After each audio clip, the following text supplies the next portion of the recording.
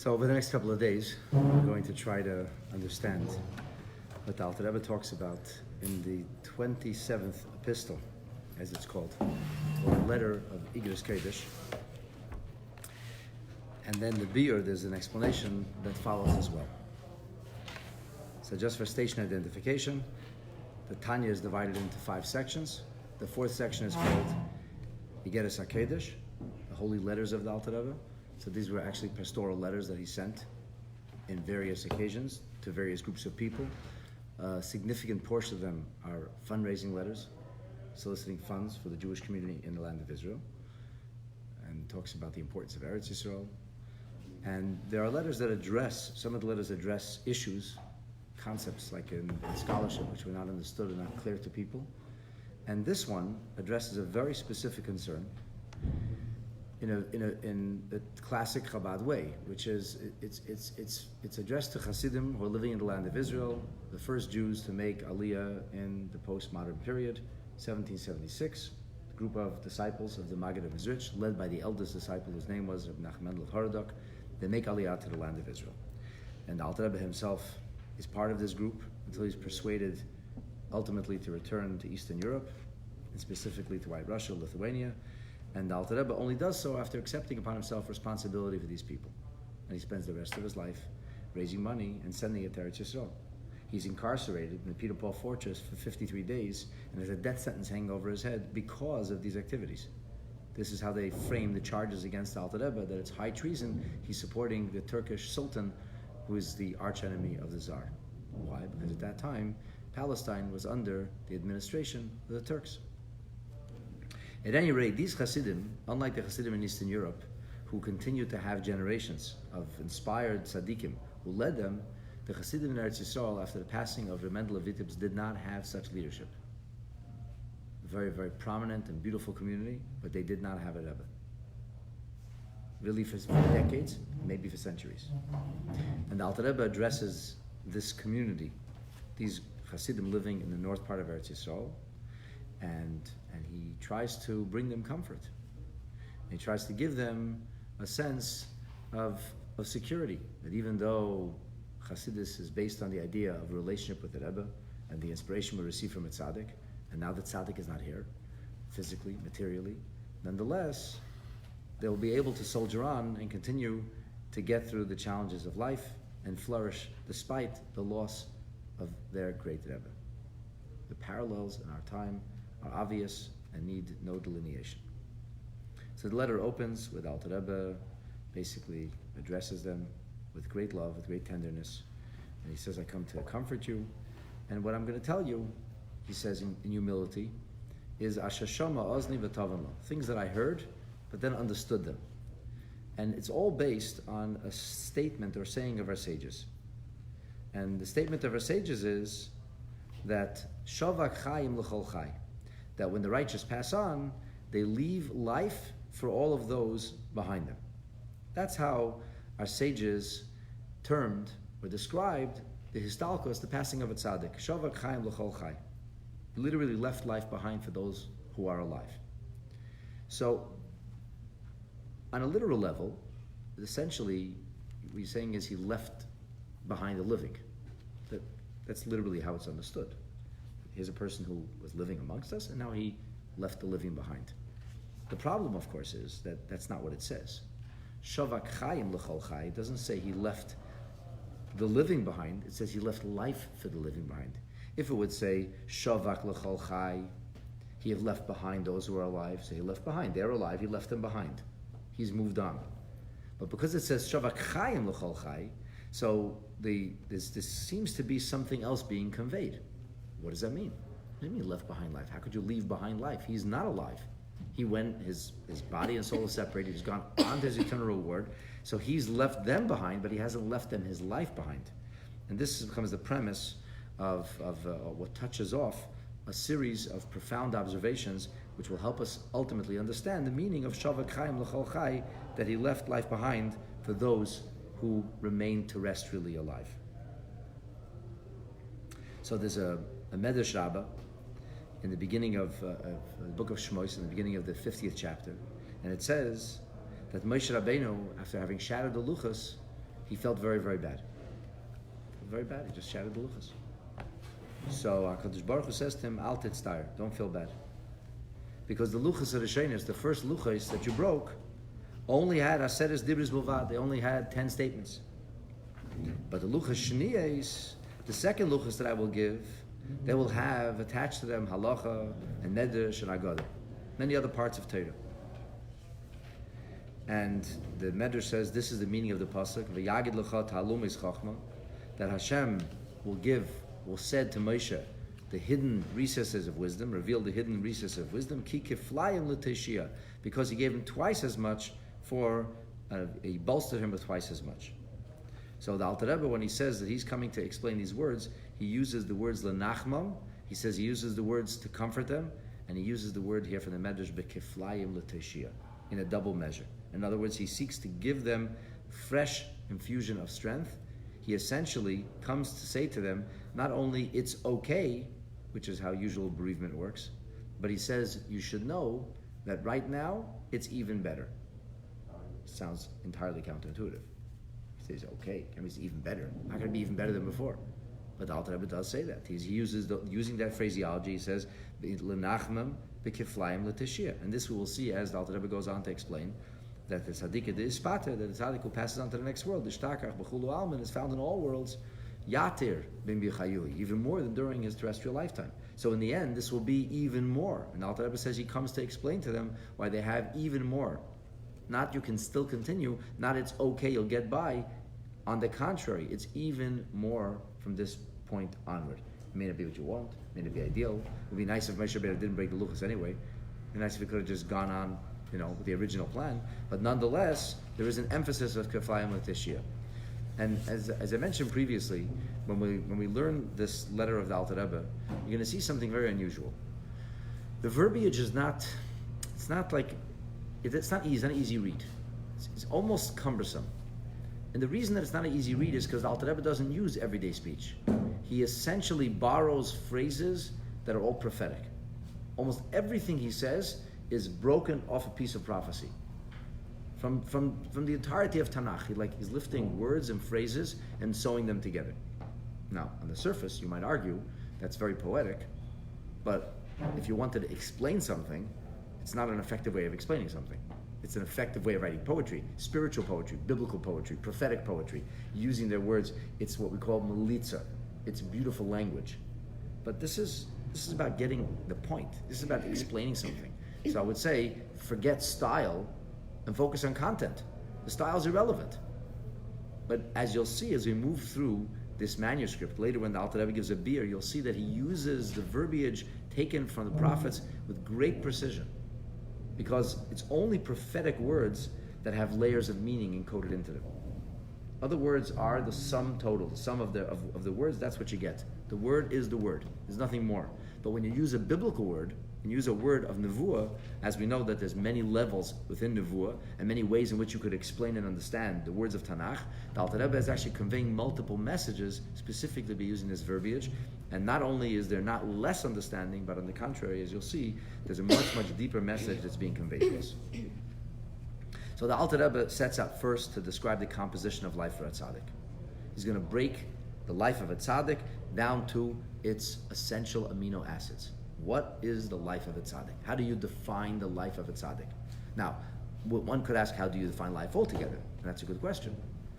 But the point here is not to define life altogether. The point here is to define the life of a tzaddik, because the supposition is that the life of a tzaddik is different than a regular person's life. A regular person lives in this world for the time that they're allotted, and when they move on to the next world, something has changed. They were here, they are no longer here. There are times when they leave pieces of themselves behind. A person who dies and doesn't have any children actually leaves a piece of himself behind in his erstwhile wife, to the point that she's not even a widow. She's called a yavama.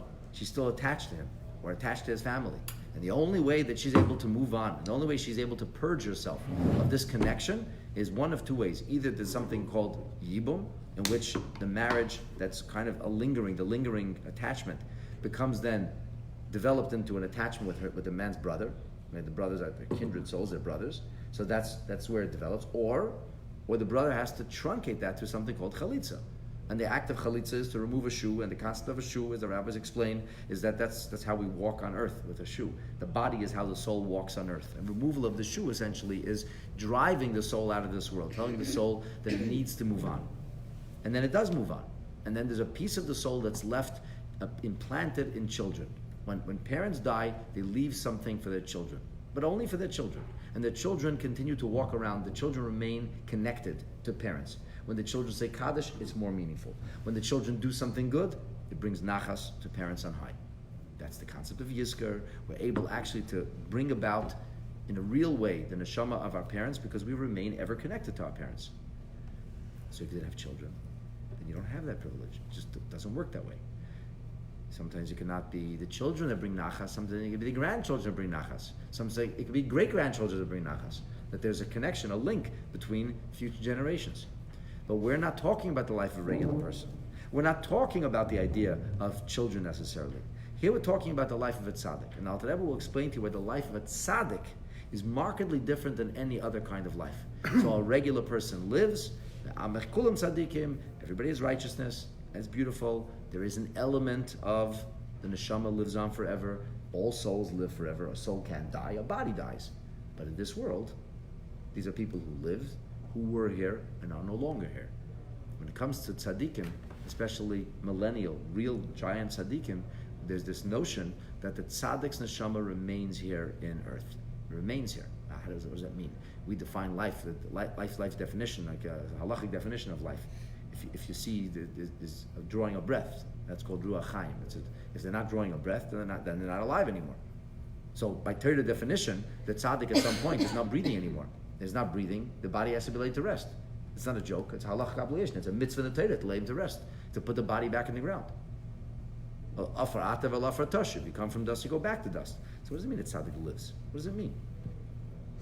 So the Alter Rebbe says, I want to explain to you the composite of the life of a tzaddik. What is a tzaddik's life actually made of? What are the ingredients of his life? Let me read the words to you. Let me tell you how most people understand this. Let me tell you why I think that's totally wrong. And then I'm going to situate what I think. This is what I'm thinking maybe it means. So the words are like this. The words are all based on biblical phraseology. The next sentence invokes no less than 4 different scriptural expressions. The Alter Rebbe sews together a sentence from the prophecies of Habakkuk, the writings of Mishlei of Proverbs, the expression that's found in Song of Songs, and the verbiage and prophecies of Yeshayahu Hanavi. And in multiple psukim of these different things. He sews them all together to create a single sentence, which is anything but a simple read. And here's how it goes. Ki tzadik be'emunasa yichya. A tzadik lives by his faith. That's a quote from Habakkuk. Ubeyiras Hashem l'chayim. And with reverence to offer Hashem to life. That's a quote from Mishlei. Uberish be'eish al heves. And with fiery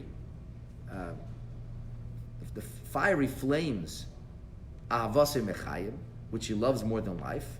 This is a quote from Shir HaShirim, and ultimately now kind of moves into a pasuk of Yeshayahu, l'chol b'hem chaye ruchay. And all of this is his life. Another version of the Nishmasei, kol yimei chelde, all the days of his terrestrial life. So everybody understands it, usually explains this. I've always heard it explained. The tzaddik's life is a spiritual life. And because the tzaddik's life is a spiritual life, because the tzaddik is not interested in the food that he eats or the material experiences he has, he's only interested really in the ruchnius. So the tzaddik's life is not compromised or diminished when he doesn't have a body. On the contrary, the tzaddik's life becomes more prominent. Because a regular person say, I'm doing less of life. For a person who loves music and then God forbid goes deaf, he says, my life is diminished. I'm not able to experience life fully. Why? Because to me life is music. And I can't listen to music anymore. Or I can't play music anymore. Person lost his hands, can't play music anymore. To me, to play music, my whole life was playing music.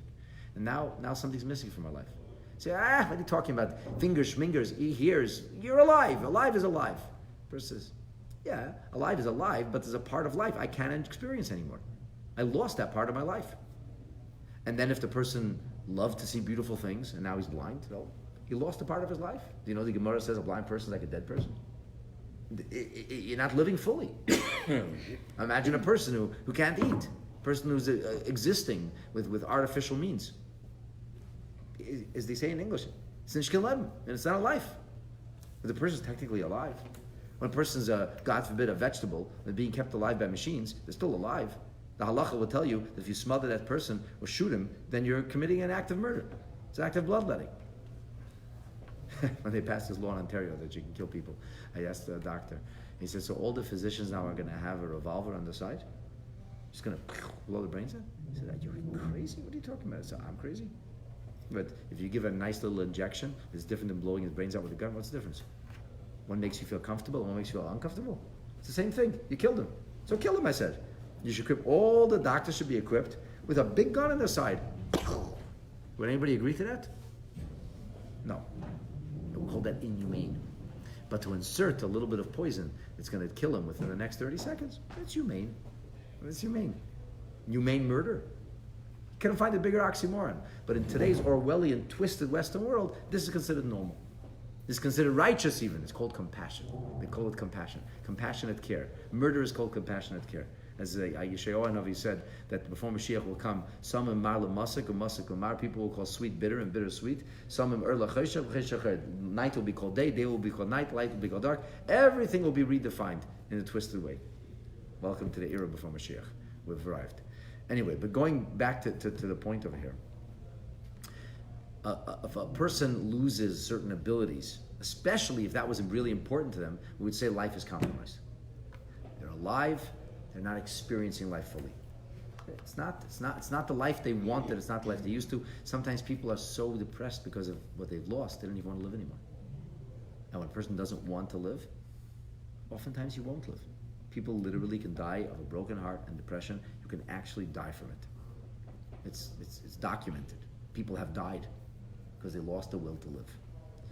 So if a person's life is about materialism, and then the materialism is gone, they're not alive anymore.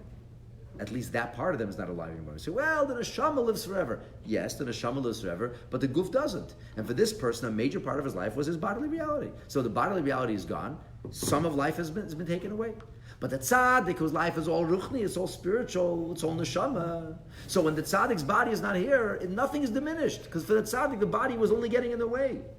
For the tzaddik, his life was really ruchnius. And because now the tzaddik has been divested of the encumberment of a body, so the tzaddik lives fully, even more so. He's even more alive. That's usually how people understand this. At least that's the way it's been explained to me forever. I was at an Ovasu Banim Saturday night, Matzoi Shabbos learning session. We have in Toronto, the different shuls, different communities get together. And a couple of years ago, they had this big thing at the Beit.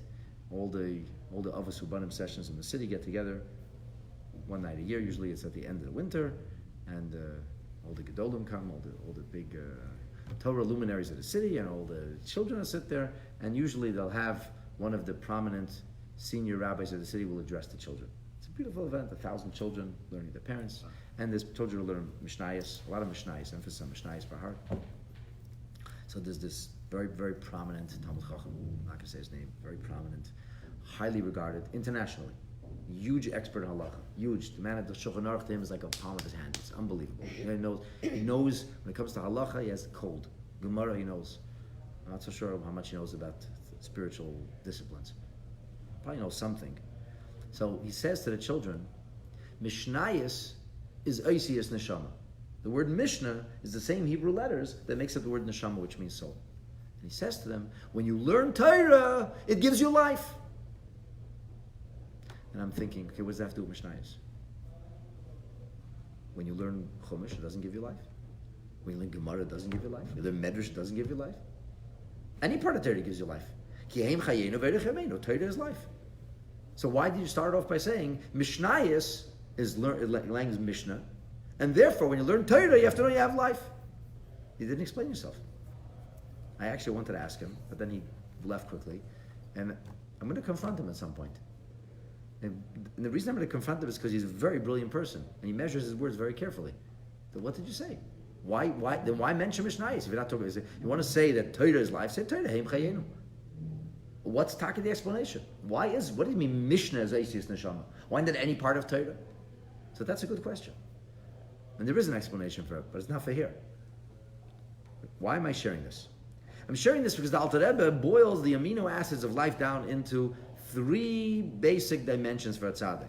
He says the tzaddik lives by emunah, by faith. He lives by ahava, by love. And he lives by yira, with awe. Obviously towards Hashem. Faith in Hashem, love for Hashem, and reverence or awe, respect for Hashem. That is what comprises the life of the tzaddik. How does the Alter Rebbe know this? Is it just his theory? He says no. It's in the scripture. It's in the scripture. Chavakuk is a Navi. He's speaking in God's voice. He says, Be'emunasa yichya. That's pretty clear. It says clearly. It says, Be'emunasa yichya, he lives by his faith.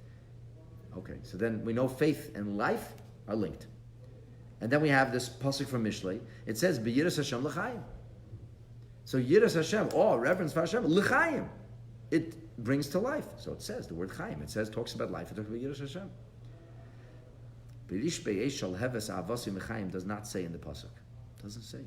The pasuk begins with the words ava aza kemes, that love is stronger, strong as death.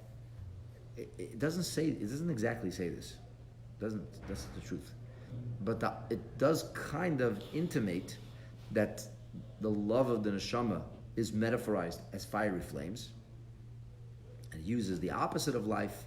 So I suppose you can infer that ahavasai mechaim, that he loves Hashem more than life itself.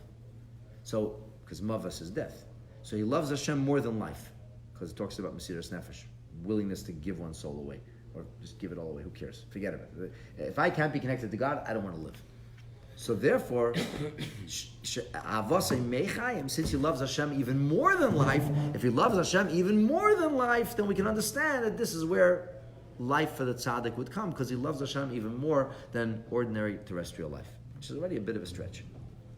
And then he quotes this pasuk, L'chol bechem chai ruchei, which it seems, although we're not 100% sure about this, it seems, the Alter Rebbe seems to be saying that the words L'chol bechem means that he invests life in these things. This is where he invests life. Kol yemei cheldi, all the days of his life. Now here's what I must tell you. If you will open up these Svarim of Tanakh, and I did, they all have different interpretations that don't necessarily reflect what the Alter Rebbe is saying here. It doesn't say that. Tzadik be'emunah yichid doesn't have to mean that the tzaddik lives by his life, lives by his faith. What can mean? That faith is his life. He lives by his faith. Those are the principles he lives by. Yiras Hashem l'chaim doesn't have to mean that the Yiras Hashem actually gives him life. It doesn't say that. Well, it does say that. It's on a deeper level it says that. So the Alter Rebbe boils life down. He says the composite tzaddik's life is comprised of emunah, or faith, yira, and ava. That's what the composite. Okay, why these three things? What does it mean? These three things are the source of life. How about Torah? You didn't mention Torah. It says Torah, Heim Chayenu Ve'erich Yameinu. That's pretty open. Torah is the length of our days. How about mitzvahs? Mitzvahs, v'chai b'hem, it says about mitzvahs. You have to live in them. So mitzvahs are not life. Only emunah is life. Do you know that one could argue that from a Jewish perspective, it's not about faith, and it's not about fervor, and it's not about awe. It's about action. Hamaisa huwa ikar. The main thing is to do what Hashem wants. If you do what Hashem wants, that's the main thing. In certain faith systems, the main thing is you have to believe. So long as you profess faith, that's the main thing. Profess faith, you go to heaven. What if you didn't exactly live in accordance with your faith? At least you believe. At least you believe. And what if somebody lived a wonderful life, did all kinds of good things, but didn't believe in what you purport to be the truth? Oh, then they go to hell. They actually believe that. That's the doctrine of the faith system. If you believe in this, you're saved. If you don't believe in it, you go to hell. From a Torah perspective, look, it's ridiculous. What brings a person eternity? The mitzvahs that he does. So what if a yid will come along and say, Rabbi, I don't know if I really believe in Hashem. I'm confused. Maybe I do, maybe I don't. What would I tell him? What would you tell him? Should I do mitzvahs? I don't know if I believe in Hashem. I say, well, if you don't believe in God, you can't put on tefillin. Ridiculous. You say, roll your sleeve up and put on tefillin. Why? Because it's a mitzvah. I don't really believe in Shabbat. Well, light Shabbat candles anyway. And make a bracha before. But I don't really know if I believe in it. And I'm just saying words. And I'm just doing it because you asked me to do it. So what do we say? We say, Mitech shalei lishma, ba lishma. Doing it for the wrong reasons will eventually bring you to doing it for the right reasons. Do you know why? Because as the Hasidic interpretation goes, mitoich, the inner track of the Shalei Lishma, of that which is not for the right reasons, deep down, under many layers, is Lishma. It is the right reasons. Because deep down, you really are a Yid who's connected to Hashem. You may not feel it. You may not know it. You may not even be aware of it, but it's there. So the tzaddik's life, it would seem, should be made up of Torah study and performance of mitzvahs. What if somebody does a mitzvah, but he doesn't do it with fervor? In fact, he doesn't do it with any kind of faith. He just does the mitzvah. Goes through his whole life with absolute perfect obedience, always doing what Hashem asks, always. Never missing a beat, and always racked with doubt, and always filled with anxiety. I don't know, maybe yes, maybe no. Don't ask me questions. I can't figure it out. I suppose somehow I must subscribe to this because I'm just in awe of God. I don't really love Him, but whatever, I'm doing it. I say that's an amazing person. It's an Oived Elikim, a person serving Hashem. After that becomes long, he says no. Tzaddik's life is made up of faith, of awe, and of love. On the surface, it doesn't make sense. So you could gloss it over and say, well, the Alter Rebbe is saying that Tzaddik's life is Ruchnis. He doesn't say that. And there are psukim, there are verses which it would seem to me, and perhaps erroneously, but it would seem to me, could just as easily be lent to this cause. Just as easily be modified or sewed together exquisitely in a very, very poetic way, which would indicate that the concept of life appears with these things as well. What is Alter Rebbe saying? So I think that the answer could be found by analyzing the last of the three, which is love. There's a Maimer, Hasidic discourse, written by a Chassid who was considered to be a tzaddik. His name was Rabbi of Parich. And he actually wrote a Sefer of Chassidus. So only two Chassidim ever wrote real Svarim of Chassidus that are studied and regarded. That's a Hillel Paracher and a Isaac of Hummel. So in this Maimer, Maimore Hishtadchus that he wrote, Rabbi Hillel says that when the Alter Rebbe speaks about Ahava over here, he's not speaking about the developed love, he's speaking about the revealed love. What does this mean? In the beginning of Sha'ar Yichud Ve'emunah, which is the second section of Tanya, the Alter Rebbe introduces the notion of the mitzvah to love God. V'ahavta es Hashem Elokecha. And he asks a basic question. You can't command somebody to love. Either you love or you don't love. You can command somebody to act. You can command somebody to be obedient. You can't command them to love. I don't love it. Sorry. It doesn't attract me. It doesn't excite me. I'm not drawn to it. You must be drawn to it. I'm not. How does it work? So the answer, already from the time of the Rishonim, and this continued to be developed and articulated until it reaches this crescendo in the writings of Chassidus, is that it's through hisbonenus, it's through contemplation, that if a person will spend time studying, more importantly, thinking deeply and contemplating about what he studied, so eventually all of that cerebral activity will necessarily plant seeds in the heart, which will then flower and flourish. And there will become an ahava that's come forth. This ahava is a created ahava. It's made. That's the mitzvah. Mitzvahs are things we're supposed to do. A mitzvah is not a thing that you should be. It's not a mitzvah to be Jewish. Either you are Jewish or you're not Jewish. It's a mitzvah to act Jewish. Mitzvahs are things that we have to have the freedom to choose. And the Alter Rebbe says there's another kind of ahava. And this kind of ahava, he says, is not experienced by ordinary people. This kind of love is the sum total of a life of devotion and commitment and sacrifice, in which a tzaddik is able to reveal the actual neshama vibes, although he's still terrestrially alive, which is really considered to be experiencing the afterlife during life. The Alter Rebbe says, your world, meaning Olam Haba, you see, but you haven't left this world yet. This is not radically different than the notion that a tzaddik could have Ruach HaKodesh, could be aware of things that usually neshamas, souls and malachim and angels are aware of. The tzaddik is aware of these things. Why? Because the tzaddik transcends the material limitations of a regular person. The material limitations of ordinary people are such that if you can't see it with the naked eye, then you can't see it. And if it isn't here and now, well then it isn't. You can predict the future, maybe, but not with certainty. You can't see it. So it wasn't developed, he was born that way? The tzaddik was born with the potential to be able to reveal this. This is not different than the potential in material excellence. That the Olympian who trained for 18 hours a day and did this for 10 years until he was finally able to make it to the Olympic team and then compete and won the gold medal, I would say he was born a gold medalist. He would look at you and say, born a gold medalist? Are you kidding? Hundreds of thousands of hours invested. So much pain, so much sacrifice. I killed myself to be able to do this. Yeah, but another person would have done the same thing, would not have reached there. Why? Because there was no predisposition. So he was born with a predisposition. The tzaddik attained it through incredible effort, remarkable effort, absolutely single-minded devotion. But if you wouldn't have this predisposition, it wouldn't happen. And that's, of course, the premise of the book of Tanya, that ordinary people can never go beyond being ordinary. They'll always be a Beinoni. They'll always struggle. They'll overcome the Yetzer Hara, and then the Yetzer Hara will come and knock on the door 2 minutes later. And they'll kick them right back, and then you knock them down, and the Yetzer Hara finds new ways. Eventually you lock the door, it comes in the chimney. You stuff the chimney, he comes underneath the floorboards. And the Yetzer Hara becomes more sophisticated. As the Gemara says, Kol HaGadol Mechaverei, whoever is greater than his companion, Yetzer Gadol and has a big Yetzer Hara. That's not fair.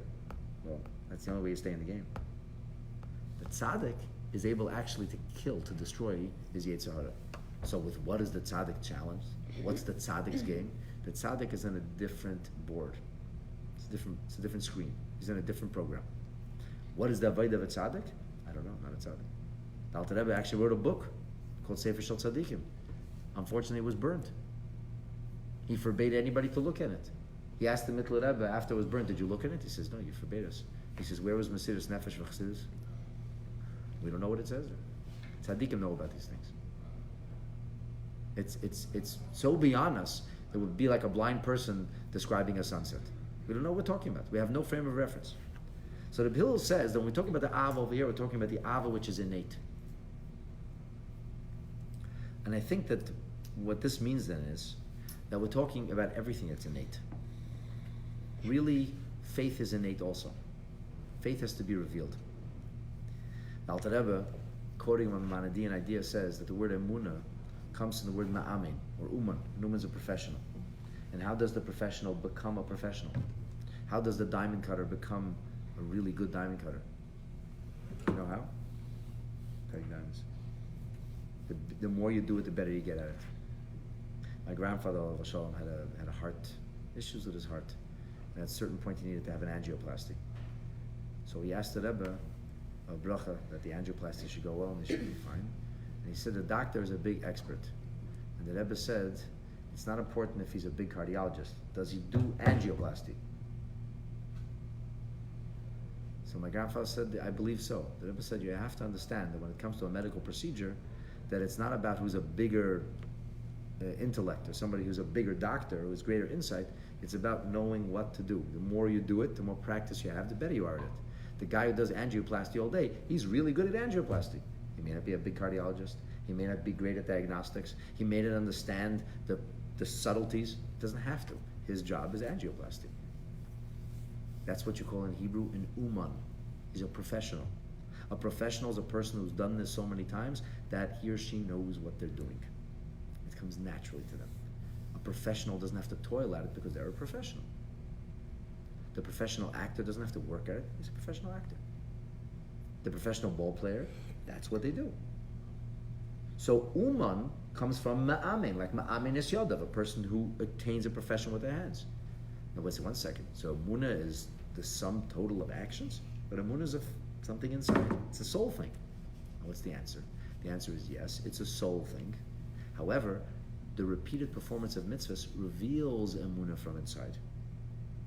In other words, the tzaddik invested his whole life in revealing his neshama, in accessing the emunah, which is at the center, the core of the tzaddik's neshama, really of every yid's neshama.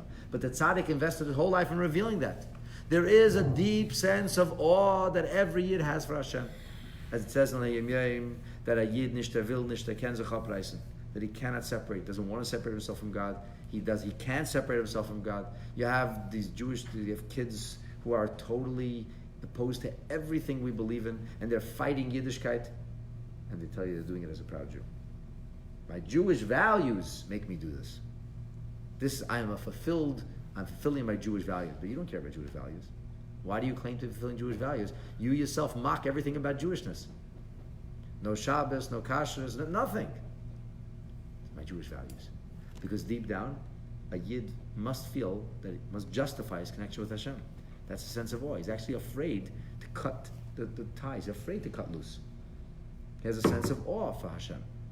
And every Yid deep down has a sense of love for Hashem. How do we reveal that? Well, we reveal it on some level for everybody. The more you do what you're supposed to do, the more will be revealed. The more you study Torah, the more you'll feel faith. The more you do mitzvahs, the more you feel the awe. The more you perform mitzvahs, the more you feel the love. But a regular person never reveals emunah on that level. The regular person never reveals the concept of awe on such a level. Just like we say, the regular person never reveals the ava on that level. The tzaddik revealed his neshama 100%. And because the tzaddik devoted his whole life to revealing this neshama 100%, the tzaddik pulsated with these sentiments, with this energy. And that's why when the tzaddik comes in touch with somebody else, invariably what happens to the other person? It's infectious. It's like the nuclear idea of heavy water. The pool that's at the center of any nuclear reactor. Well, because you need to absorb all the nuclear reactor plays with this subatomic structure of reality. And when you play with nuclear physics, what happens is if you remove one of the neutrons or protons, so anything it comes in contact with, it's infectious. It does that too. That's called being tainted or contaminated, nuclear contamination. And in theory, nuclear contamination could rip apart an enormous area. Look what happened in Chernobyl. It was a meltdown, right? So once the nuclear material got out, it infected everything. The tzaddik, he has kind of tinkered with his spiritual nuclear physics. And therefore, whenever the tzaddik comes in contact with somebody, invariably it changes the person. Being in the presence of a tzaddik necessarily elevates us. The Beinu Nissen, the Ran says it. The Ran says that the Beis HaMikdash is a place that elevated people. And he says being in the presence of a tzaddik is like being in the Beis HaMikdash. Because of who the tzaddik is. Incidentally, the Ran says after the tzaddik's passing, it's even more so. He says go to his grave, it's even more so. It's not Tanya, the Ran. So he's talking about the 11th century Rishon who wrote this. The point then is that because the tzaddik revealed his neshama, he is like a walking neshama. He's a neshama on feet. So this neshama that pulsates neshama energy, anything it comes in contact with, it's necessarily going to transform. And that's what people tell stories of meeting a tzaddik, looking at that tzaddik's eyes, and all of a sudden finding their faith. Seeing a tzaddik and suddenly feeling a hiru tshuva, an urge to do tshuva. I have a friend who told me that his father was a young man in the early 50s, and he was davening Ma'ariv one night behind the Rebbe, and he thought to himself, I always heard that if you daven in the presence of a tzaddik, you move to a hiru tshuva, and I don't feel inspired at all. It's not like, why doesn't this work for me? And as he's thinking these thoughts, he was like behind the Rebbe, suddenly the Rebbe gives him a look. He said, the sharpest look, and he burst into tears. He said, the rest of his Ma'ariv took wings. How would a tzaddik know these things? I don't know. I'm not a tzaddik. The tzaddikim have this energy about them. As I mentioned yesterday, Yitzchak Bar Ditchever said, what is a tzaddik? A tzaddik brings out tzidkis in everybody. Not because the tzaddik tries. It's an effortless thing. It's infectious. Because of who the tzaddik is, the tzaddik changes people this way. That's the meaning of spiritual charisma. And therefore, the Alter Rebbe says, when the soul is gathered onto Hashem, when it goes from one height to the next height, Shavak Chai, he leaves that Ruach behind. Because that Ruach doesn't leave this world. And because he revealed the Ruach fully in this world, so that Ruach remains here. So why does the Ruach of the regular person leave the world? Wow. Because the Ruach of a regular person doesn't have much spirituality invested in to begin with. And for most of us, life is the sum total of the meals we eat and the fun we have. So when there's no body, there's no meals eaten, there's no fun had. So the Ruach has nothing to hang around there with. Nothing to leave? There's nothing to hold on to the Ruach. So the ruach is gone. But the tzaddik, the ruach was invested in emunah v'ava v'yirah. And emunah v'ava v'yirah is a spiritual thing that remains. So there's no reason it should go. That didn't die. You didn't bury the emunah. You don't bury ava. You don't bury yirah.